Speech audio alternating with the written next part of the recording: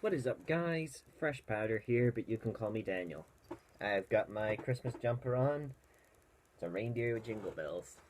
Anyway, this is just a reaction to something random. This happens to be by, snakestaffmagic. And he told me to do a little reaction on this because I've heard he's mentioned me, again. So, if you haven't heard of snakestaffmagic, he's done a few fan animations on me, and he gave me a little mention here to advertise the channel. I think that's what he's told me. Anyway, let's dive right in and see what he has to say. Alright. Hello everybody, my name's snakestaffmagic and... Wow. You got one of those novelty items. Yeah, it's a lot of people's favourite time of the year, Christmas. And I thought, what better time than now to talk about one of my favourite things in the world? Pokemon! Yeah. Pokemon has been with a lot of us from an early age, and, well, I just love it. It's got comedy, drama, action, all of the works. I've been binge-watching the Still Going On series for some time now, and I've currently watched from episode 1 through to episode 821. Beyond that, I haven't seen any yet. Right. From this, I've compiled a list of some of my favourite episodes, as well as some that aren't necessarily my favourite, but I thought were worth mentioning. Okay. I put them in a rough order of importance to me, but it's all opinion-based, so whether you agree or disagree with my opinions, that's all fine. In fact, it's likely some of my opinions will shock you. For instance, I'm totally fine with this, this, wow. this, and get back on my shelf with the rest of my collection! Okay. Right, anyway, let's begin. Just letting you guys know, these videos contain spoilers. So I've put the episode names there, so you can watch them beforehand if you want to. Alright. Also, I'm using Bulbapedia's episode number designation. Okay, moving on. Episode 813. Oh, I Seeking saw shelter this. from the storm. This episode involves Ash and Co trying to find, what else? Shelter from a storm. They, as well as Team Rocket, find an abandoned house and enter, and both groups are unaware of each other's presence. When doors slam and lights flicker sporadically, the groups get spooked, and whenever the groups scream with fright, it scares the other group too. Right. Soon all of the fingers point to an Esper, that is living in the house with an amulet around his neck. Meowth translates its story. Esper explains how an old woman used to live in the house and spend time with it. The two played a lot, and the woman gave Esper food. The woman also gave Esper the amulet as a gift of friendship. One day when Esper turned up to play, the woman was gone. Esper wants to return the woman's amulet because it feels it owes her a lot, and has been waiting in the empty house for her return ever since she disappeared. After Team Rocket tried to capture Esper and get blasted off, the woman's granddaughter arrives and tells them that the woman was her grandma Lacey. Then we get to the bit that made me add this episode to my list. The granddaughter explains that her grandmother Lacey has passed away. The granddaughter says that she'll take Esper to visit her grandmother's grave, and then Esper can live with her because she has inherited the house. The episode ends with Ash and Co waving goodbye, and Esper being taken to Lacey's grave in the granddaughter's car. This episode is interesting because apart from a very few episodes, they actually address death here in a down-to-earth way, and it's really touching to see what poor Esper has gone through. I don't even remember the phrase passed away being used in an episode before. So far it's the best X and Y episode I think I've seen, or at least the most adult. P.S. Esper was cute and... poor thing. Yeah. Next episode. Episode 211.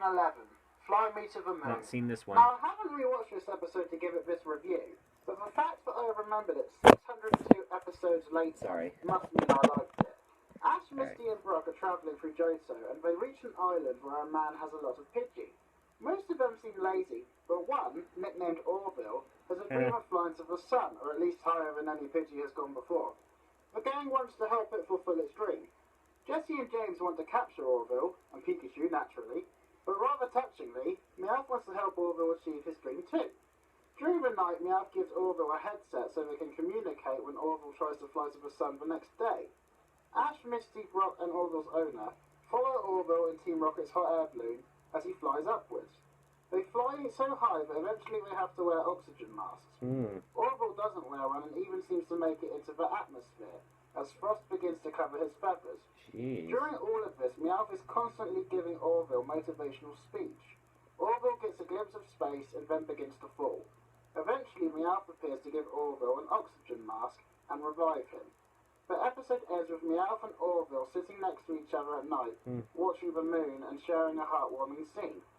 Meowth and the dream of Orville makes the episode for me. In fact, I think whenever there's an episode where Meowth is looking at the moon, he becomes so philosophical, it's like he's Pokemon Gandalf or something. Wow. Okay, maybe that's a bit far, but he has such an awesome change of character, and it's nice to see the relation between the Big Dreamer Cat and Orville here. Next episode. Episode 599, Uncrushing Defeat. Not seen this one. I am really looking forward to talking about this one. And I'm saying it now. You may find this one underwhelming, but for me it's possibly the best episode in all of the Diamond and Pearl series. Okay, synopsis. Ash has been destroyed in battle by Paul and his team in the episode prior. Ash's Pokemon have taken a severe beating and are now in the Pokemon Center. When I say severe beating, I mean it. For example, Paul's Ursaring deals a ferocious, bolt-up, gut-static hammer-arm to Ash's Pikachu that sends him flying through the air into Lake Acuity, so that he disappears beneath the water and Ash has to run in and save him from possibly dying from drowning. Well, in my eyes, anyway. This was not comedic either. In this episode, watching his injured Pokemon being nursed back to health, Ash heads off for some alone time and contemplates his loss against Paul. When you watch it, it's like he's wondering if he should be a trainer anymore. Having witnessed his friends endure so much pain, even though they were trying their hardest. This lasts for a fair bit of the episode, unbeknownst to Ash's Pokemon themselves. Later, when they're getting better but still bandaged, Ash's Pokemon go to find him. They greet him with a smile, undeterred by the recent loss. Ash says, "Okay, you're all trying to cheer me up, right?" And you notice that Pikachu then makes a sound as if to say they had no idea Ash was upset in the first place. As soon as it's made apparent to them that Ash had been upset, the Pokemon then proceed to dogpile him affectionately to make him happy again. Now, I don't think I've seen a more touching moment in Pokemon than this. Maybe it was because I'd had a bad day and it was late at night, so my emotional side was exposed. But when I saw this, I was incredibly moved. And, well, I guess you could say, oh, go on then, I was like this. Pokemon, that's so beautiful. Wow. Yeah, Pokemon's always been able to make me feel good whenever I was down. You could say it's like a brother to me, but I will say this. Veronica Taylor, who voiced Ash you during actually the met first her. series and more, was asked why she thought the Pokemon anime was so popular. She said it might be because Pokemon has a lot of heart, and after seeing this episode, I can totally understand why. I just felt that that moment was so emotionally powerful. Also, I guess I can't leave this one without mentioning Team Rocket. During this episode, they plan to steal Ash's Pokemon while they are weak, and he is doubting himself. Rocket! As if he needed any more strife! Yeah. But in the end, Ash and his Pokemon are more in sync than ever, and Team Rocket get a well-deserved thrashing. This was a fantastic episode, the feels were high, and it is one that I won't be forgetting in a hurry. P.S. Team Rocket were hilarious in this episode. Alright. Anyway, for now, that's the end of part 1. If you like this video, then stick around for part 2. Hey guys, thanks for sticking around. I'd just like to take the time to recommend Fresh Powder's channel. Also known as Daniel, Fresh Powder is a YouTuber who not only does funny reaction videos, but also delves into animation projects and vlogging. I like his Doctor Who series reaction vids, and Dan's been such a good sport, he's even reacted to some of my funny tribute videos for his original character and channel. I'll put the link to his channel in the description. He's a nice guy, and it's good to see people having fun with their work. Yeah. Also, on my oath as being British, I can confirm that nothing he says is exploitable or can be taken out of context. Thank God I'm not from Britain. Okay, the only reason I said that is because Nostalgia Critic was making fun of British being scary. I was only saying that just to clarify things, Dudley. Sorry, I shouldn't have said that name. Anyway, Thanks again, snakestaffmagic, for the mention. It's always nice to see a little support. And yeah, I appreciate it. And okay, that's enough. Anyway, I'll see you in time for the next video. So until next time, stay fresh.